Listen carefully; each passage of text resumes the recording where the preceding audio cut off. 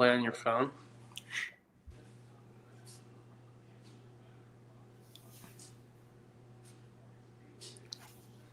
Welcome back to another episode of Bishop Ball. First live episode here with Bearcat Journal. This week I'm joined by a few former teammates, a few really good friends, Sean Springer, Cole Harding. What's going on, boys? Nothing much, man. Pumped to be on. Yeah. Excited to be here watching the end of this game while we're doing it. I know. Chad, he threw us for a whirlwind on the first episode here. We got a one-run game in the 8th as we start the live scheduled episode. So we'll probably continue to kind of talk you guys through the end of this game and then get rolling on our recap here. We are in the bottom of the 8th. We're down 3-2 against West Virginia and just got a leadoff runner on with nobody out. So, guys, were you just while we get started here? Were you guys able to watch a lot of the Arizona State series and the Xavier game? What were some of your initial just broad thoughts before we go into detail? I watched. I think it was 2 full games of the Arizona State series, and then I was at the. I think I stayed for about half the game on Tuesday. Against Xavier. I think the pitching looks good. I don't think pitching is a problem right now. We're filling up the zone, getting balls moved, but I feel like there's some defensive errors that we could clean up a little bit. Either here or there. I just think there's a few balls bouncing around that are costing them a couple runs. And then the last thing I would say is I feel like they get the 2 to 3 run lead, but they can't extend the lead at all. We're having a little trouble extending the lead, really blowing games, especially against Xavier. We had bases loaded like 2 or 3 innings in a row, I think, and we're unable to really burst the game open, which ultimately kind of led to them. I mean, it hurt us at the end. Obviously, we lost. But, yeah, that was one of the things I was going to kind of touch on is the amount of errors specifically in this past week. And I know we're able to escape it a little bit against Arizona State and get some wins. But, I mean, as you guys have seen from the few pass balls today, it's definitely going to come back and bite us in some of these low-scoring, good baseball games in conference. Yeah, I agree with Harding, too, on that. Like, I think we do a great job at, like, putting pressure on early, and then it's just kind of, like, capitalizing on those innings, like, where those, like, 3-run innings, like, trying to put the game away or whatnot. I think it's like a tough time with that. And then, like he said, kicking the ball around, obviously, just puts you in that spot where you can't put the game away. Yeah. All right, well, let's get into this recap. We're just going to go ahead and get into it, and we will keep you updated with anything that goes on at the end of this game. But Game 1 came away with an 11-7 win. Always awesome to win on Fridays. In the top of the first, Arizona State was able to get out to a 4-0 lead. And if you were watching, you saw that Nate Taylor got 2 quick outs, and then there was an error that led to 4 runs. Now, obviously, as a pitcher, like that sucks that you're getting that error there with 2 outs. But I know Coach Bischel in that press conference or the mid-game interview in the dugout, I noticed he said that he would have liked to see Nate be a little tougher there and kind of bear down and get that last out instead of kind of being pissed about the error, which obviously you saw again today. He had a pass ball strikeout with 2 outs. That kid steals second and then scores on a single. Obviously, it didn't turn into 4, just 1, but would have liked to see him be a little tougher there. Didn't make a huge difference in the ball game. Obviously, came out with the win. They responded right away in the bottom of the first with a Natili double, a Mitchell bunt single to drive in 2 and make it 4-2. Then in the bottom of the second, Cole, like you said, left the bases loaded, and that's going to be something where I feel like it's happening quite a bit, and I think they're going to need to start capitalizing, at least getting a run or 2 out of those situations. Yeah, I mean, even like a single, just put the ball in play, if anything. I don't think they're not putting the ball in play enough, but it's like you put the ball in play and you do it consistently, good things will happen, and that's at every level of the game. Even if it's just a seeing eye single or a little bloop or something. That scores 2 runs with bases loaded and 2 outs. So, I mean, yeah, I think they're right there. It's just like they're one hit or one big swing away from really blowing games open, and then that takes the other team out of it, gives them like no chance to come back. Yeah. And also it gets a lot of pressure off your bullpen arms that come in the game. Yeah. Instead of a 2-run game, they have a 5-run game or something like that. And then those guys come in there and they just feel comfortable pumping in strikes. So then the pressure's on the other team. I mean, we're right there. It's just that one hit or one big swing away from really blowing a game open will make a huge difference. Yeah, no, I'm totally with you. Back to that game 1 in the top of the 4th, as we mentioned before, Arizona State tacked on one more on one hit and a botched double play where we got no outs. So they were able to manufacture a run after that. And they wouldn't have scored if they would have had a clean inning on defense there. That's where Nate Taylor's day was done after the 5th. He went 5 innings pitched, gave up 5 hits, gave up 5 runs, 0 earned on 3 walks and 5 strikeouts.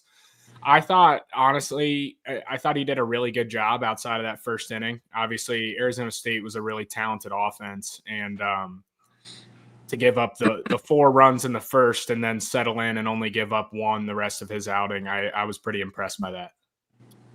I agree. I think kind of going back to what Harding said, where just like kicking the ball around a little bit too much. I think that has like a trickle down effect on like the whole like pitching staff as well.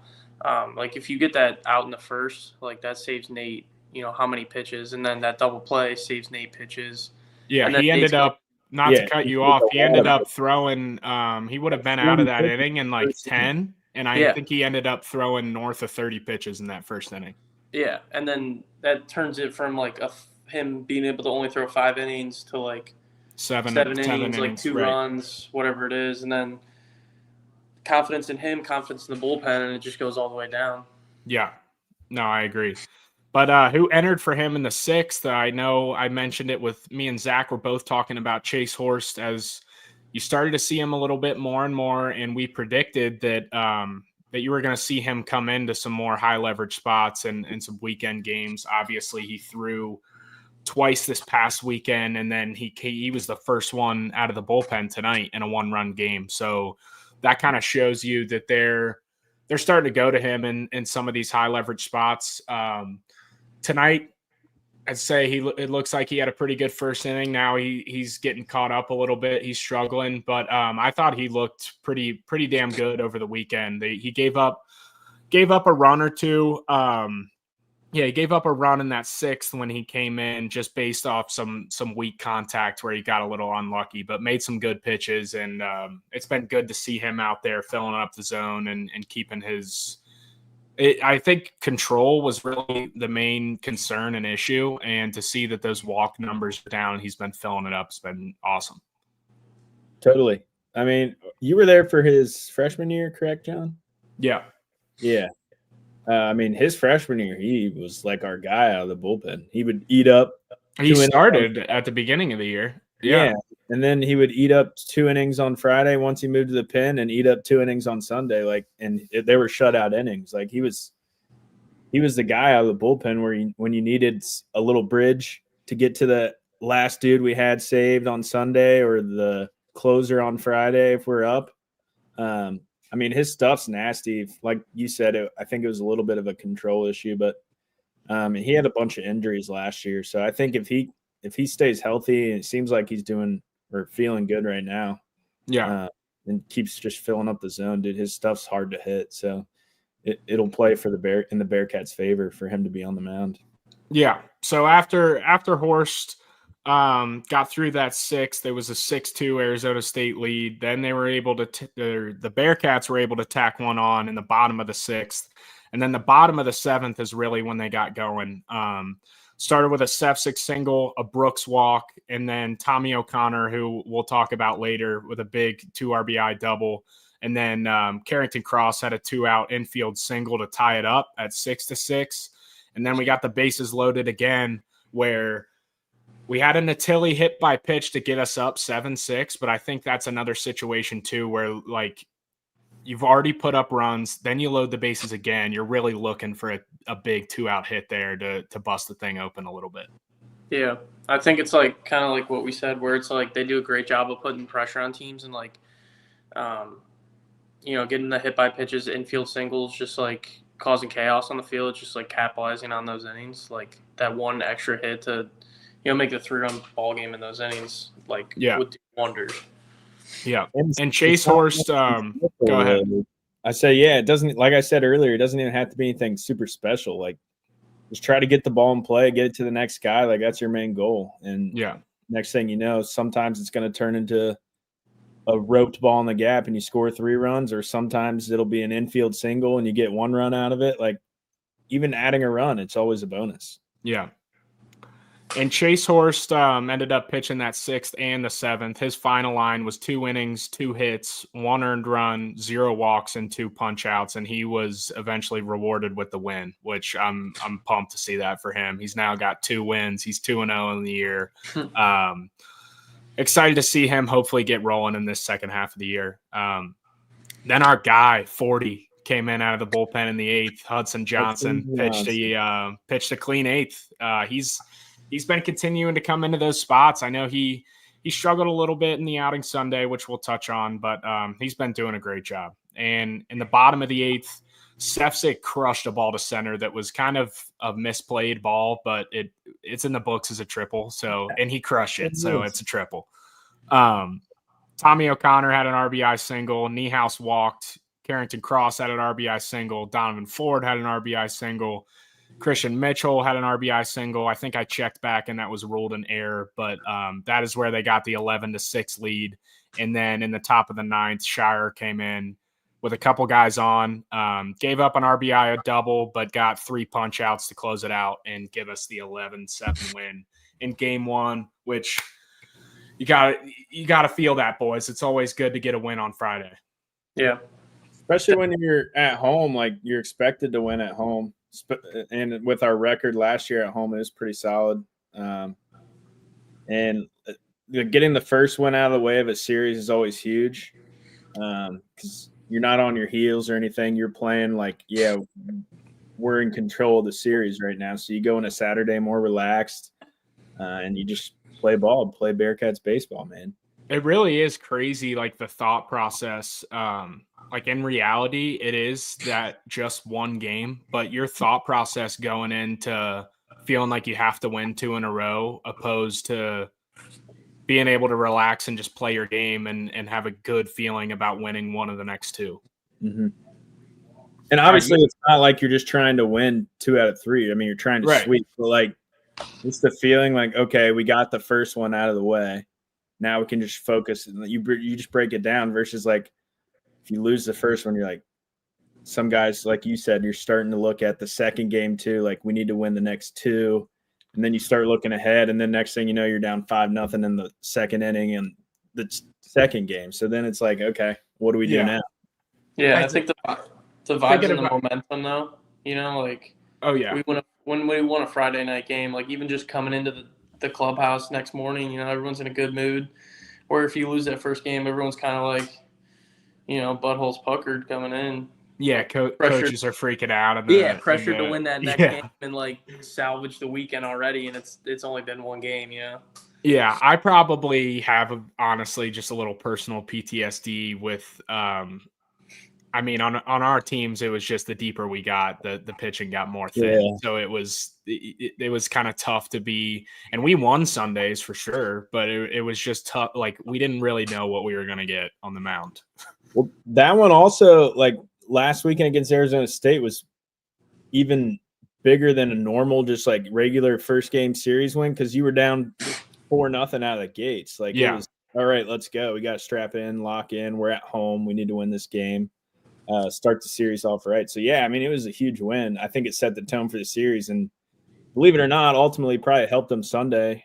Even though am I getting my days mixed up here, John? No, they dropped Saturday. Sunday. Saturday. You're right. Yeah. Okay. Yeah, probably helped them Sunday. Just knowing, like, even if we fall behind, like, we're right there. I know Carrington even touched on it on his episode with you. Like, they're starting behind a lot of these games, but they seem to find a way to come back and ultimately come out with victories. So I don't know. Yeah, that's probably my favorite thing about watching this team is just like that they're never out of any game, and they truly, like, a lot of teams say that they have no quit for 9 innings, but these guys actually play balls out for 9 whole innings every game. 100%. Let's get into game 2. This is the one they ended up dropping. Gave up 3 in the first again on 2 hits and an error. Again, just getting out to a rough start. It's never good to put yourself in a 3-run hole in the first inning. Arizona State got 1 more in the fourth on 1 hit and another error. So you can see, as I mentioned before, these errors just giving away runs here early on in the game. The bottom of the fourth, we were able to load the bases, had a hit by pitch by Natili. That's where he actually got hit in the head, and we haven't seen him since. He had to exit the game. I don't have an update on that. I do know that it is a head injury where he got hit in the head with a pitch. I will say that he's probably just in a concussion protocol right now. I've never seen a baseball head injury that lasted more than like a week and a half or 2 weeks. So I'm pretty hopeful he'll be back. Probably not this weekend, but probably next weekend. I don't know. Could see that, or like a Sunday pinch hit maybe type deal. Yeah. I saw him on Wednesday or Tuesday. He was obviously not dressed fully, but I mean, he was walking around, seemed fine, laughing, like seemed like himself. So I wouldn't be too worried about it. Yeah, no, I mean, they have to be pretty safe with those head injuries and play the safe card to make sure that obviously there's nothing that happens afterwards where they get caught in trouble for letting them play too early. But after that hit by pitch and a Sefcik sac fly, we were able to cut the lead to 4-2. In the top of the fifth, they answered right back. Arizona State got 1 run on a double and an RBI single. In the bottom of the fifth, the Bearcats came right back. Sac fly from Cross that brought in T.O. after a leadoff double. Niehaus scored on an error after a single and stealing second base and third base. So that was huge. And that cut the lead to 5-4. So Niehaus just continues to grind it. I know he's struggled in the field a little bit, and he has seen himself not in the lineup maybe as often as he was, but he continues to get in there and play really hard, does things the right way. And I think we're going to need him to play defense down the stretch, and I'm pretty confident he'll be back in there soon. I think obviously he's a young kid, and when you see a kid who's a really talented fielder start making some errors that are very uncharacteristic and build up over games, that's the time where I think, and Jordan Bischel said, you need to give him a break for a few games and let him relax. Yeah, I think it's awesome, like, seeing him play, though, this year. Kind of, like, all the value he adds to the team. Like, it doesn't really show up, like, I mean, it will show up on a scorecard, but not to the extent you think. Like, his stolen bases, getting out of the inning there. Bases are pretty out. 2 Ks. Yeah. Okay. Quick cut back into the current game. Bearcats just had the bases loaded, or West Virginia had the bases loaded in the bottom of the 8th and got out of it with no runs. So we're going to the top of the 9th, down 1. So we'll keep you updated. We need 1, boys. We need 1. Yes, sir. Let's bases see here. Loaded, no outs. No outs. Yeah. Bases loaded, no outs, and got Wow, out. right. Let's go. Let's go. Big time. It's good stuff. John, how do you pronounce that? His last name, the subby guy. Buskowski. Yeah, Buskowski. I didn't want The to say freshman. it.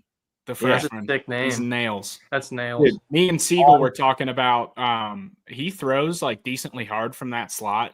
And we were saying, like, if he can get up to like 92, 93 from there, like, that'll be our closer here in a couple years. Yeah. Bow time. Even McClanahan used to throw like 91 from down there, dude. I didn't know what to do when I stepped in the box against that guy.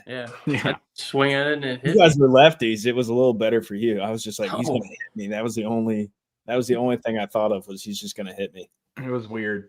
Yeah. Anyway, back to the Arizona State game 2.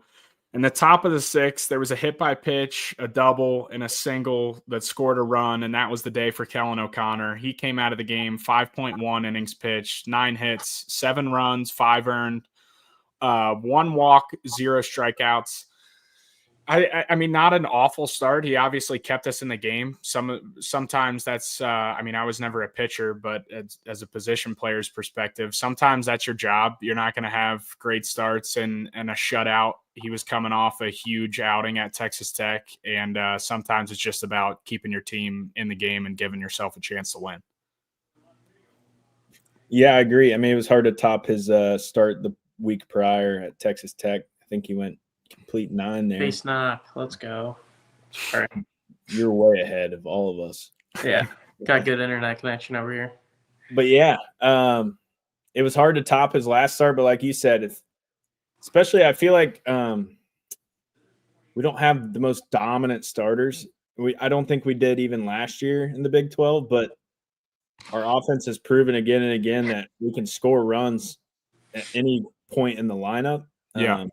So I think just keeping us in the game, no matter where we're at in the lineup, we have a chance, even if it's down to the 9th inning, which we get a leadoff single here and a pinch run, it looks like. And Conti came in for O'Connor there and mopped up that inning, gave up 1 run on a single, and that's when it was 7-4 Arizona State, and we just weren't able to score anymore from there. A couple notes that I had from that game regarding the loss. Pinheiro pitched 2 scoreless innings with 2 strikeouts and no walks. So I know that was a guy that me and Siegel kind of talked about last week, has been having his ups and downs from the beginning of the year. So that was good to see him kind of get back on track there. Looked good against Xavier as well this week. He's kind of feeling himself this week. I think he got a little bit of rivalry in him. Yeah, I hope so. He had some shit to him on the mound on Tuesday, and I kind of liked it. He was getting me fired up. Yeah. And now another note, really good job from the bullpen. I mean, after O'Connor came out, they gave up 0 runs on 3 hits, 1 walk in 3 2/3 innings. So that's really good stuff there. Obviously, I feel like sometimes we're getting these outings out of the bullpen when we're like down 2 runs. But that's baseball. A couple notes from that game. The 2 pitchers, Arizona State was able to get through that game on just 2 pitchers. Their starter was Jack Martinez. He's the current Big 12 strikeout leader. He went 5 innings, 3 hits, 1 walk, and 10 punch-outs. And then Cole Carlin came in and through the last 4, 1 hit, 1 walk, 6 strikeouts. So that's another note. I mean, we struck out 16 times, which is very uncharacteristic for this team. And Arizona State, they are the leader in the Big 12 in strikeouts as a team, and that starter is the leader himself. So I don't want to say we were bound to have a game like that, but I mean, still scoring 4 runs while doing that and being able to battle. And yeah, I mean, they just got some guys with some really good strikeout stuff, and they were able to put it all together in that one game. Yeah, I don't think we hadn't really struggled to move the baseball since kind of that West Coast trip. I think when the tail end of that West Coast trip against UNLV and then UC San Diego's, I felt like we were striking out a ton. We just weren't scoring runs. Yeah. And I mean, sometimes you just run with a buzzsaw. That's baseball. I mean, that guy, like you said, was leading the Big 12 in strikeouts. So, yeah. I mean, if he's doing that again weekend after weekend, that's just a buzzsaw. You're going to run into that. Right.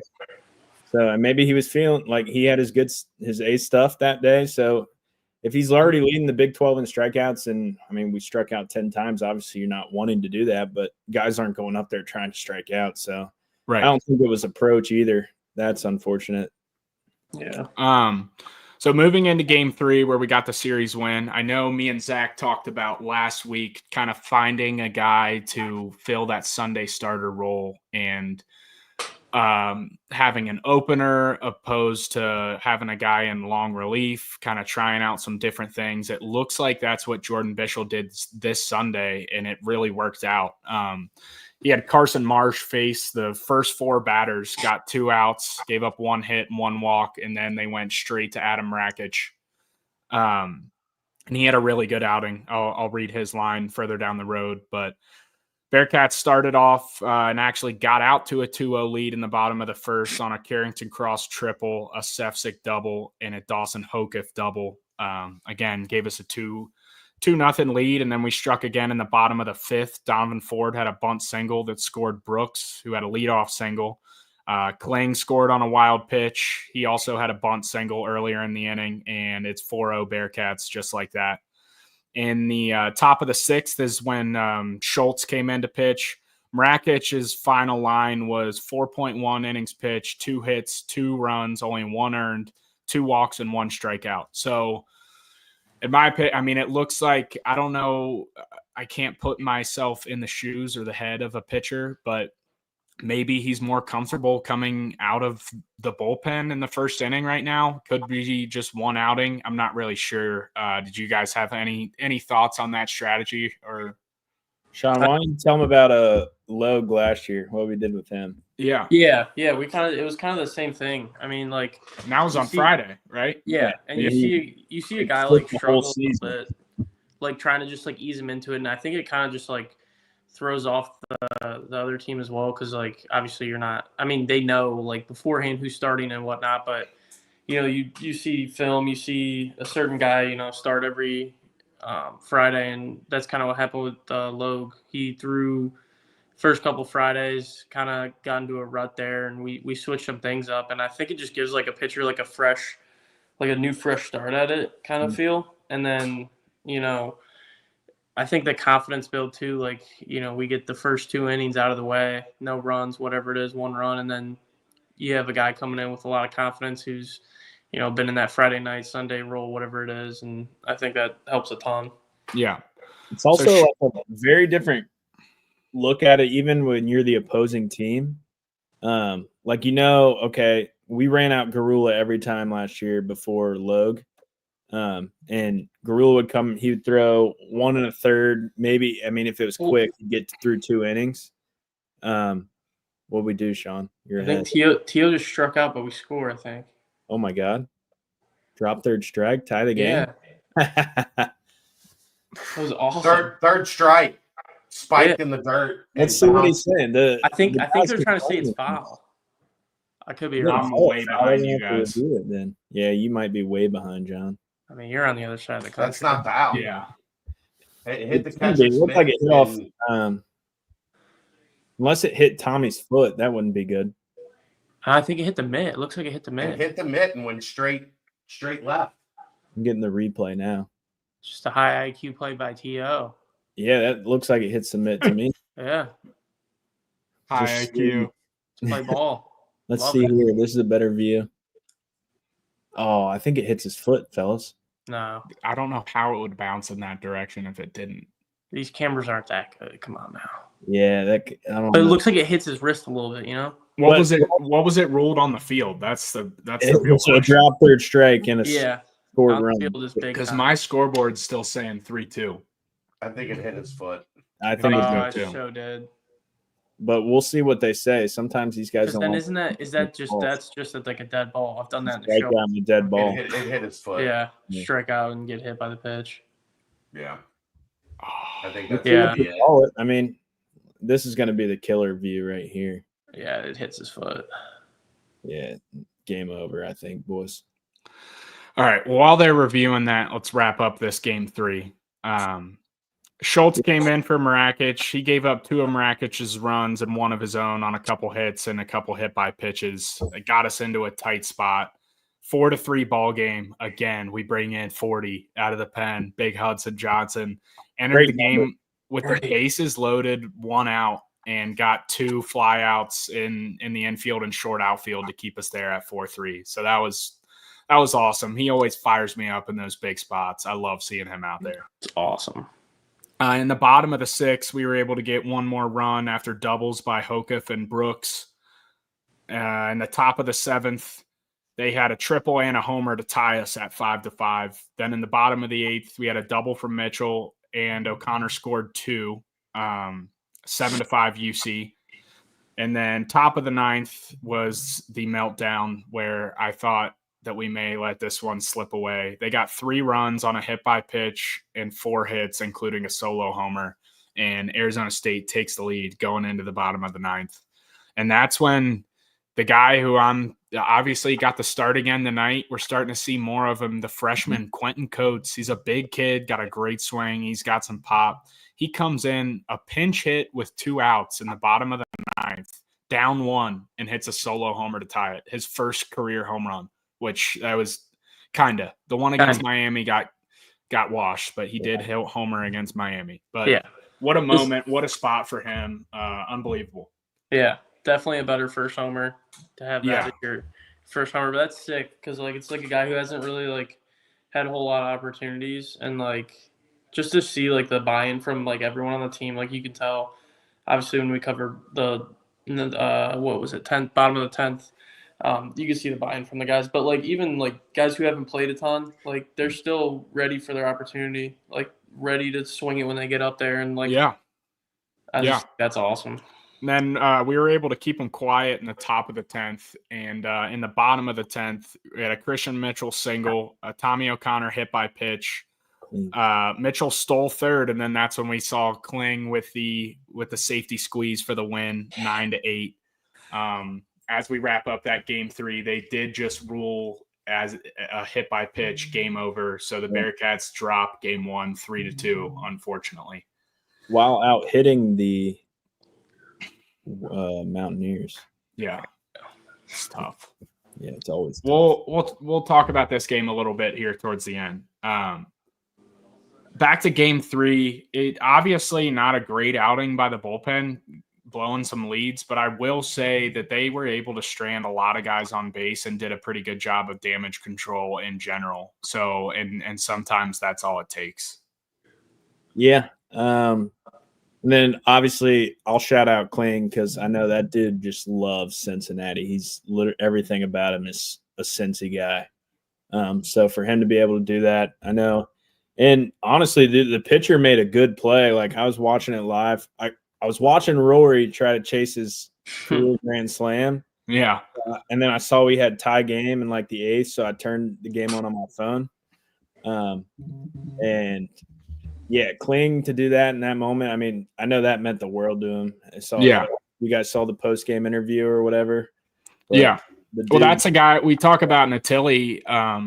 We talk about Natili being out. I'm kind of pumped to see Kling get some more opportunities here. He had 2 knocks in that game Sunday. He had 2 against Xavier. He for sure had 1 tonight. I think like 4 or 5 of them have been bunts. So he just thinks he's laying them down. That's awesome. Dude, did he it looks to me like he was running a little bit better than he did when I was there. I'm not gonna lie. He's sneaky fast. Yeah. He was never slow when I was there, but he looks a little faster. Also a lot more you would think than he looks. You would think he's slow, but just by looking at him, that's because he just eats cheese conies all day. Yeah, it's all right.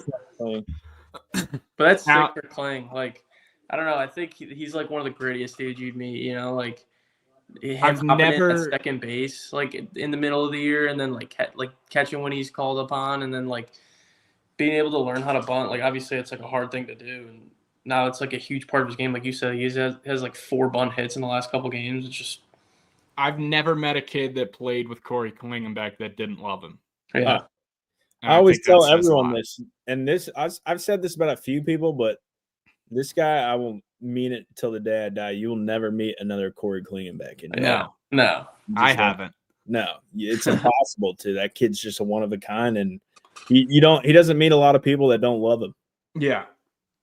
I mean, now wrapping up that series, one guy who obviously hasn't been doing bad, but obviously if you know him and you've seen him play, Tommy O'Connor, you've just expected more out of him than what we've seen. And he had a huge weekend this past weekend, which that's especially with Landon Viderick starting to cool off a little bit. If we can get Tommy and Landon going, it's going to be huge for the offense. Tommy went 5 for 11 with 3 doubles and 5 RBIs in those 3 games. So that was awesome to see, to get CTO putting some good swings on the balls, some backside doubles, some back to those TO just missiles in the middle of the field. Yeah, 2 of those doubles, 2 out doubles, correct? Yeah. And those are the clutch hits. Like if you get those with bases loaded, like those I think kind of gave us the lead or put us back in the game. But I mean, even when you're up 2 and you get that clutch 2-out double, that puts you up 4. Then it's like, okay, now we're ready to go. And yeah, like you said, I actually was thinking about it on the way home once you asked me to join you here, John, was Landon kind of cooled off a little bit, and then Tommy heats up. If we could get both of those left-handed hitters swinging it at the same time, there's like be dangerous. absolutely no holes in this lineup. Yeah.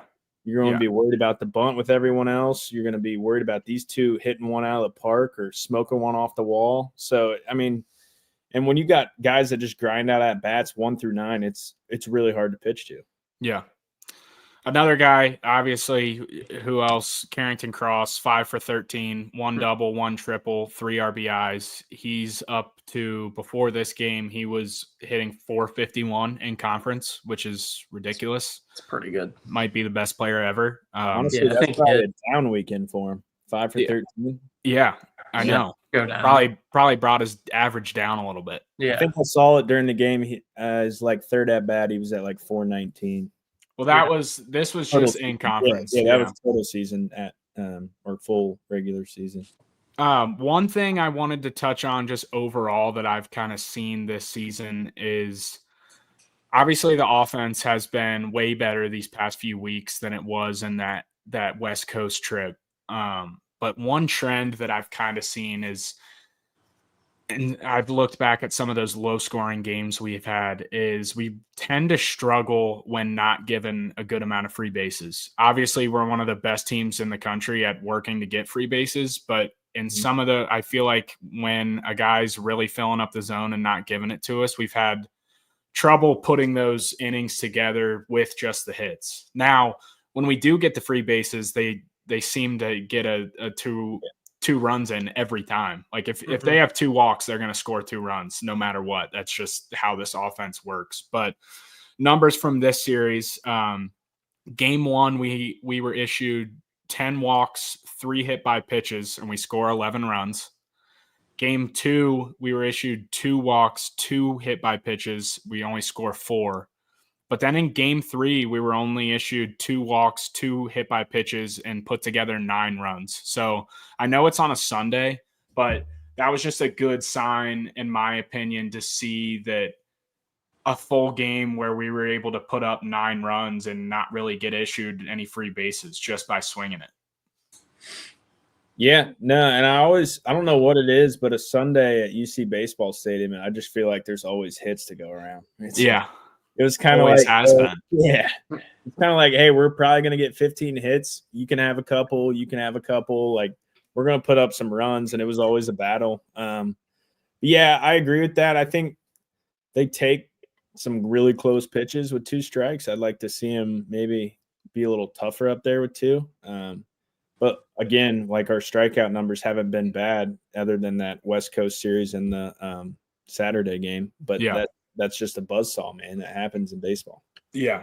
I think, too, like, it'd be not nice to see, but just, like, something, like, different. Like, I know they put pressure on defense with, like, bunting, stealing, all that jazz.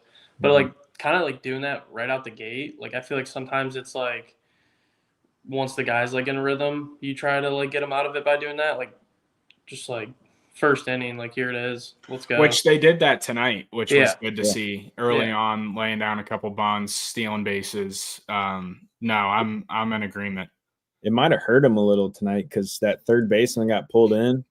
Some of those like short. Personally, I will say Carrington's bunt, I would have liked to see him swing it there with 2 guys on and 1 out.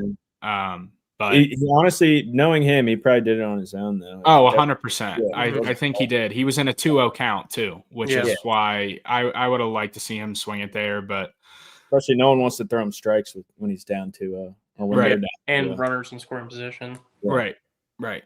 All right. Well, let's skim through this Xavier game since this game actually, more than any other one this season, actually pissed me off for like a solid 12 to 15 hours. I don't know what it is about this team and this school, but I don't like them at all. I just don't know what it is. Yeah. I mean, I think it's because, too, like my first year there when we played them 4 times and lost 4 times. Dude, we need to bring that back, by the way. Why are we not playing a weekend series against them? That needs to just That was awesome. Yeah, that was it's- awesome.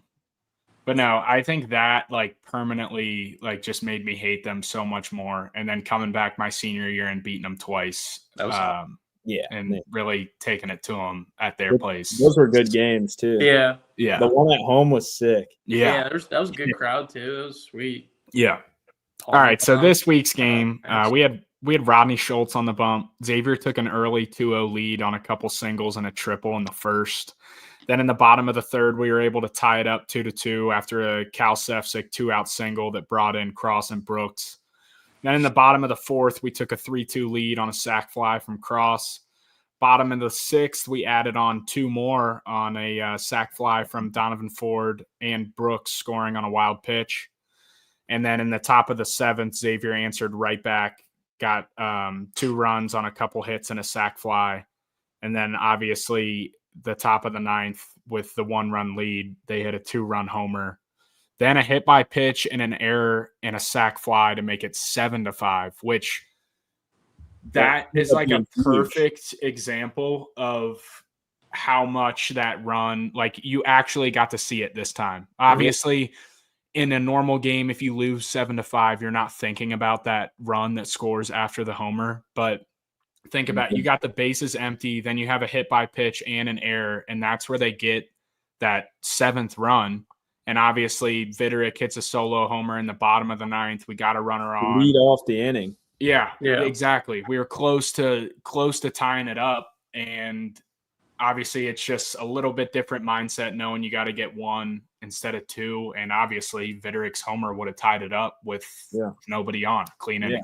And then you got you get a huge you get a huge momentum swing too if you hit a homer to tie the game in the bottom of the ninth. And then all the pressure's off. It's just kind of like, all right, let's go win the game. You got playing on house money. It's 0-0. It's the heart of our lineup. Yeah, and Carson Marsh was the one who gave up the walk-off homer. I will say he looked really, really good that first inning he was in. And then literally in the ninth, it looked like his slider was backing up on him. He just didn't – he looked like a totally different pitcher in the eighth than he did the ninth. And he just continues – it has some really good outings and has some outings that aren't so great, but he's a guy who I think we're going to need. And I just hope he can get that confidence back up after that and get rolling a little bit. Because he got some really good swings and misses on that slider in the eighth. Yeah, I think the biggest theme is just like putting the game away. Like even that weekend alone, just how many times even like the games we did win, like when Arizona State comes back and like makes it a game again, or like I think Marsh is that guy though that would put the game away. It's like it happens to everyone. Like best pitchers give up runs sometimes, whatever it is, have bad days. But I just think that's like the biggest theme is like whether it's the offense that puts the game or the pitching staff that puts the game away. Like if one could just step up and just complete the weekend series, I think it would be huge. Yeah, I will say too, the beginning half of that game. We had one of those strong. It was cold in Cincinnati. It was cold. I think it said it was 53, but it felt like 39 with the wind. Yeah. And the wind there, it was either blowing straight out or straight in, and it happened to be blowing straight in. Like balls were going nowhere to start that game. I thought both teams had a few balls and that's why I was so he must have absolutely crushed that homer. He hit it. Well, so when I went to leave, the wind did die down a little bit. So I'm wondering if sometimes when that sun goes down there in Clifton, the wind just kind of all starts flying. Yeah. Well, I was going to say, because there were some balls, like usually it always kind of flies to right, and it wasn't even going to right. And then Viderick's ball like evaporated. I didn't even evaporated into the. I didn't even see it on the camera angle. Yeah, I don't even know if it came down. Also, I think an important shout out of this game is that Donovan Ford catch, Sports Center. Yeah, we got to bring that out. Dude, I watched that live. I was like, oh my God, no way. That was probably like the coolest catch ever. One of the best catches I've ever seen in my life. Like full on Willie Mays. It too. His reaction was awesome. I love it. He was fired up. Blacked out. Amazing. Doesn't know what's going on. Yeah. Because that's what made it so good too, was the wind was like the balls weren't going anywhere. So they were playing in. They were like, all right, hit it over our heads. Like that's how you got to play it. And he smoked one. I was like, all right, he's going to settle under, and he just kept running back. I was like, oh man, and then he made the catch as a whole. I love him Yeah. diving too, like on the warning track, just no regard if he hits the fence or not. Doesn't care. Zero. Love it. It was amazing. Yeah. Sports Center top 10, huge for the Number one. university. Number Number one. Number Huge one. for the tweeted it. huge Yeah. for the program. Yeah, it's blowing up. So that's awesome for him. He was a guy I mentioned last week as kind of my pick to click. And obviously he doesn't have, if you look at his on base percentage though, it's like close to 500. Like he's getting on base a ton. Yeah. So it's not that he has a bad average. I'm just saying, like, I just think from his at bats, I can see him getting up to, I think he's around the 250, 260 mark. I could see him getting up to like 280, 290 ish. Yeah. He had a big knock tonight. He scored Big 2 RBI knock. only 2 runs we scored. And regardless, he's played an amazing center field. Which, Yeah. I think Unreal. that's the biggest part of it right there too, is just, especially with your center fielder. I mean, obviously any offensive production or that goes above and beyond what was expected is amazing, but especially with like the speed and the ground he can cover in center field and the catches he's making, and then he's getting on base, and that plays right into what we want to do, is steal bases and cause havoc. So I think he's doing an awesome job. I think he's going to be a big catalyst for us there going into the second half here, down the home stretch. Yeah. Yeah. And I know we touched on it a little before, but I did have this in my notes. Over those 4 games, we had 7 errors, which obviously at times came back to bite us, at times it didn't. But that's just going to be something in these last few weeks playing against these really good teams. Like, we just can't afford to give these offenses extra base runners and free outs. Mm-hmm. Yeah. I know it's the thing, just working with, KP last year, that's the thing he harps on a lot, is like how much pride he takes in like the infielders defense. So like definitely don't have like a worry about that. Like I think that's why I'm not concerned, is because I know that this staff is not just going to brush that off. Like it's very important to them. And I think they're going to get it back together.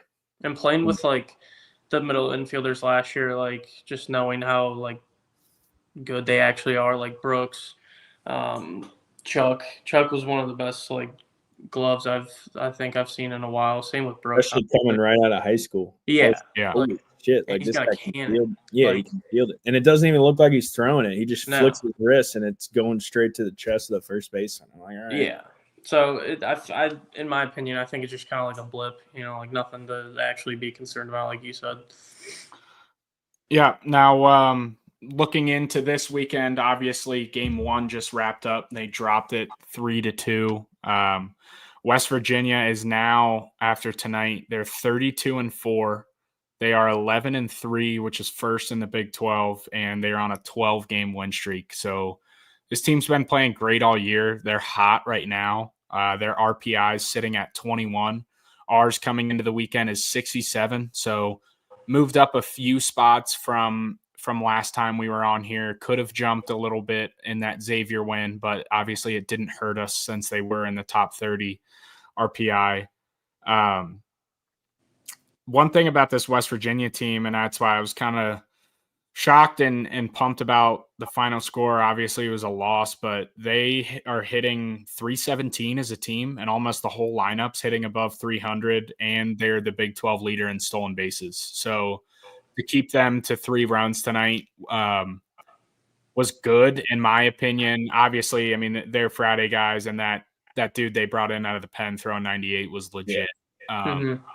But obviously, as a hitter, like you're limiting them to 3 runs. You'd like to win that game. I think. Yeah. I think a lot of the hitters on this team are going to feel like they let that one get away a little bit. But, especially during the 9th with the tying run. I mean, strikeouts happen, man. I've struck out in that situation plenty of times, but I struck out a lot. Who cares? But yeah, I mean, strikeouts are going to happen. I think it's just got to get gritty and try to move the baseball. That's all it is. Yeah. I like the Bearcats this weekend, honestly. Like, I don't know about you, but I looked at it like a little bit before, we were going to talk about this, but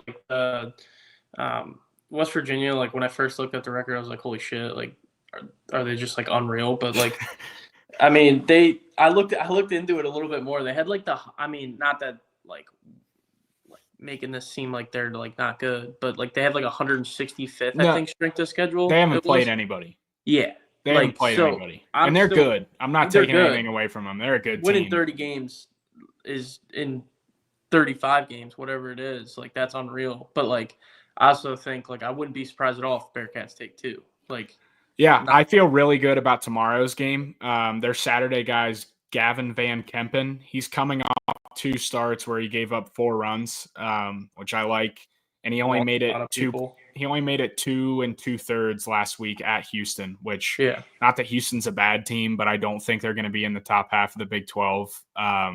So, I mean, especially after burning that bullpen arm tonight, he's definitely not going to be able to go tomorrow. He may be able to throw to a few batters Sunday, but I know he threw like 3 innings or so.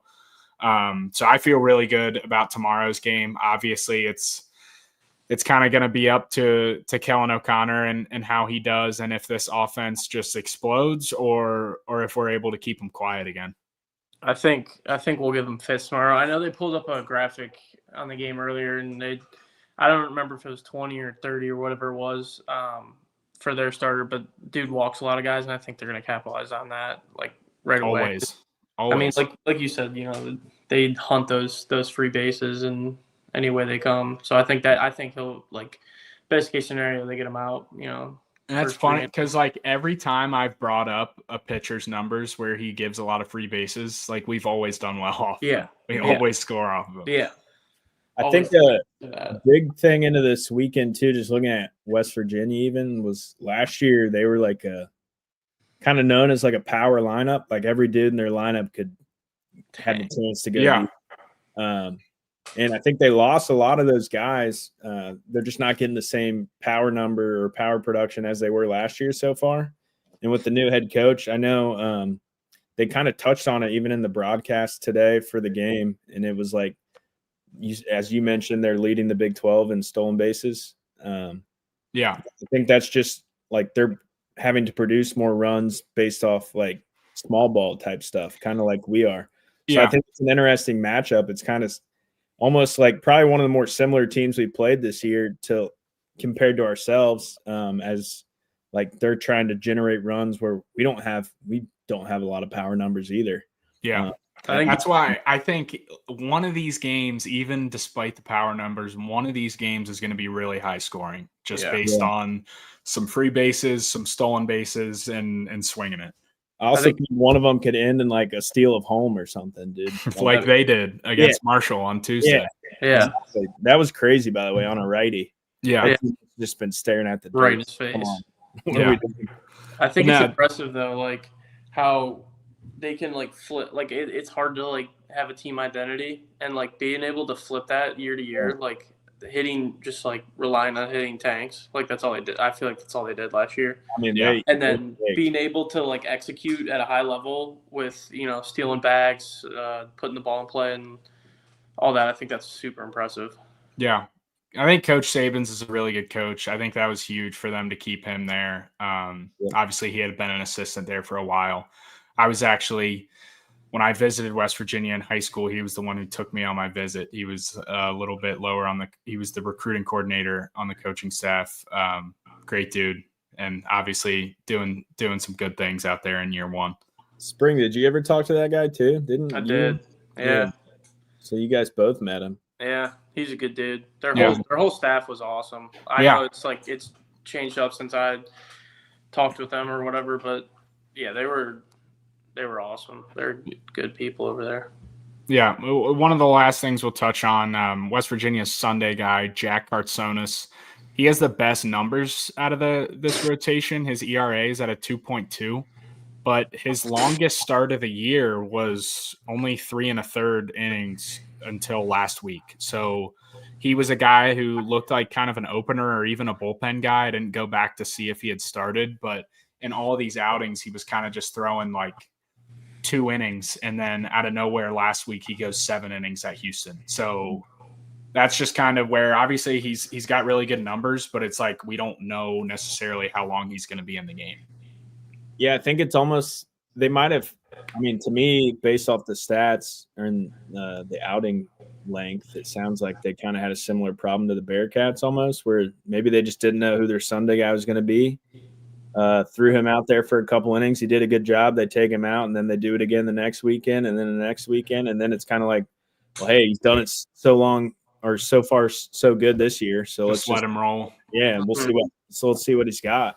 Especially going into the second half of the season, where maybe some of those bullpen guys are getting a little fatigued or throwing more in midweeks and stuff, and it's like, okay, maybe we'll just let you ride a little more or a little longer, and we'll see what you got. So it'll be interesting to see what he does Sunday. Yeah, and I know I brought it up last week. We're in that point in the season for Big 12 rankings and to trying to get an at-large bid. We can't get swept moving forward. It's not really an option. I think that's going to absolutely kill us. Obviously, after the midweek loss. Yeah, and in general, you want to avoid a sweep all season in conference, but you can't have it happen twice. We've already had it happen at Arizona, so unless you're going to sweep like 3 times, then you can. Right, which is just not always realistic. And you're running out of opportunities to do that, especially at home. That's your main. Yeah. Yeah. But no, that'll wrap up this episode. I'm looking forward to watching these next 2 games, and got to get one. Hopefully we bounce back and win 2. I saw great energy out of the guys tonight. They were having a lot of fun in the dugout, which they always do, but it seemed a little different tonight. I think they're fired up, and I'll tell you one thing from watching this team, you guys last year and this year, they're not going to go away anywhere. They're not going anywhere. They'll be right back there tomorrow, ready to give it 9 innings of hard ball and Bishop ball. So, do you guys have any closing remarks before we close this thing up? No, I agree with you on the energy part. Honestly, like I had mentioned, I think before we went live here, I kind of wish I got to play at West Virginia. It looked like a pretty good place to play. And not going to lie, when a stadium brought energy, that was usually in favor of the Bearcats as well, because we already had the energy. So it was kind of like if something good went our way, they just kind of fed off the crowd's energy, and we get into the game a little more. So I'm excited to watch the next 2 days as well. Hopefully we can at least pull away one tomorrow, and then anything can happen on a Sunday. Yeah. I think it was sweet to see too, like when you're bringing freshmen in at the end of the game and they're making impacts right away. Getting out of the inning, stealing a base, getting over to third early, like that's sweet. And I think that's a good sign for 2 guys in the lineup, Dawson Hokiff and the senior, and Quentin Coates, the freshman, who we're starting to see a little more of, and they're starting to get some knocks. So it's always good to see that late in the year, and you always want to have depth, and just guys continue to get better throughout the season. So I'm pumped up about it. But no, we will wrap up this episode with that. If you're a Bearcat Journal listener that's new, make sure to go follow me on all the social media accounts at the Road to Omaha podcast. Subscribe to the YouTube channel. And Cole and Sean, I appreciate you guys coming on. I had a blast. Yeah, awesome. Appreciate you having us. Yeah, thanks, John. Anytime, man. All right. Well, thank you guys for listening, and we will see you next week.